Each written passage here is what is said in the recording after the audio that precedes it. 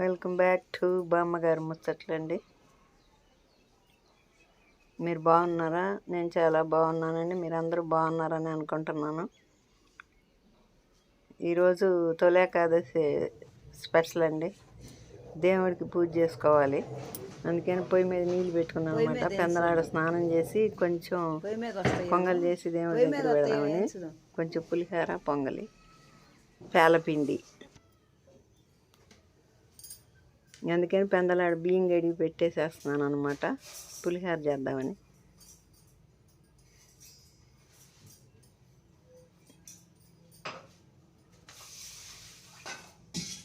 బియ్యం గడిగి పెట్టేసి కొంచెం చింతపండు నానబెడదాం అనుకుంటున్నాను.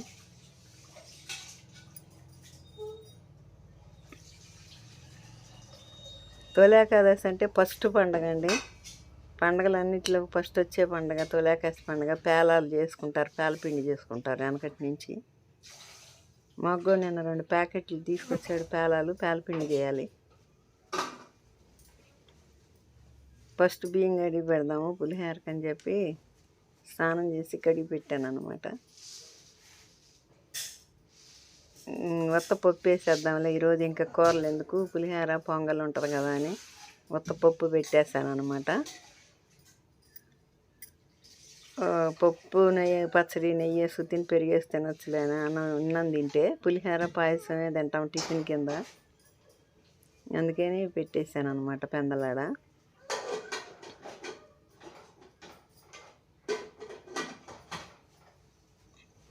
ఇంకా అవి 2 పెట్టేసి వచ్చి నీళ్ళు కాగుతూ ఉండే బయట.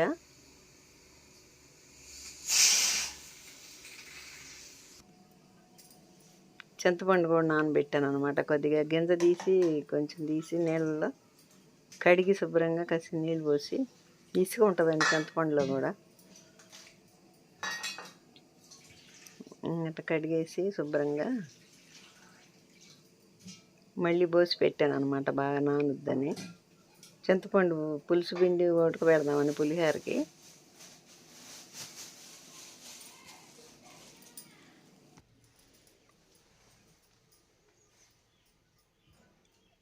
స్నానం చేసి వచ్చాను అనమాట, మళ్ళీ పొంగల్ పెడదామని.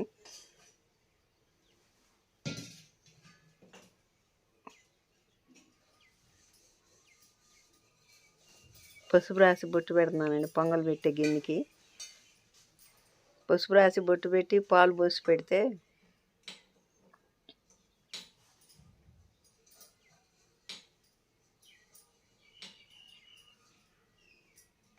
అన్నము పప్పు అయిపోయిందండి. ఇంక పొయ్యి మీద పొంగల్ పెట్టేసి పులిహోర కలుపుదాంలేని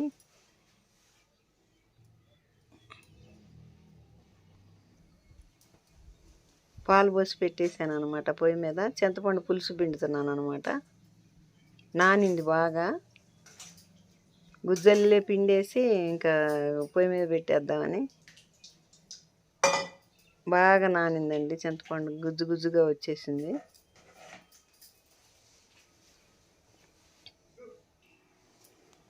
పిండేసి పొయ్యి మీద పెట్టేశాను అనమాట.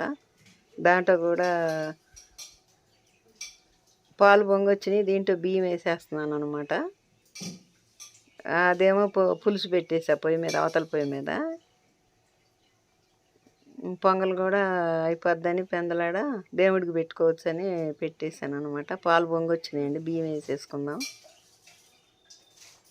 కొంచెం అన్న కిందకి దిగితే కానీ, పాలు పొంగితే కానీ బియ్యం వేసేవాళ్ళు కదండి వెనకటి నుంచి. పులుసు ఉడుకుతుందండి. పులుసులో కొంచెం ఉప్పు, పసుపు వేసాను అనమాట. అది అదే పట్టుద్ది దానికి పులుసు కని ఉప్పు, పసుపు వేసేసాను. పచ్చిమిరపకాయలు కూడా కొంచెం వేసేసాను, అయ్యే ఘాటు పెట్టి బాగా పట్టుద్ది పులుపని.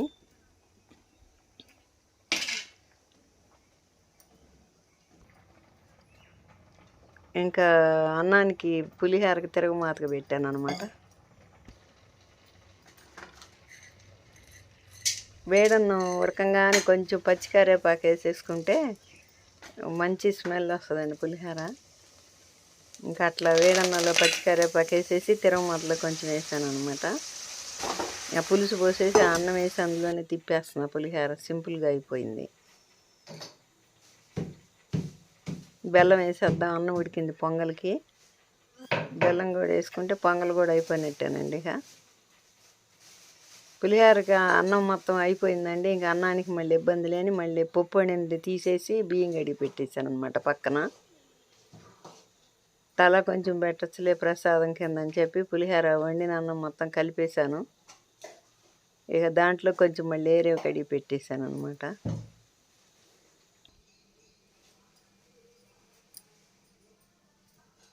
యాలక పొడి కూడా వేసేస్తున్నాను. రోట్లో కొట్టి బుల్లి రోట్లో కొట్టి. పాయసం కూడా అయిపోయినట్టే. అన్నీ అయిపోయినండి. పులిహోర, పప్పు, పొంగలి. ఈ వీడియో నచ్చితే లైక్ చేయండి. బాయ్ అండి.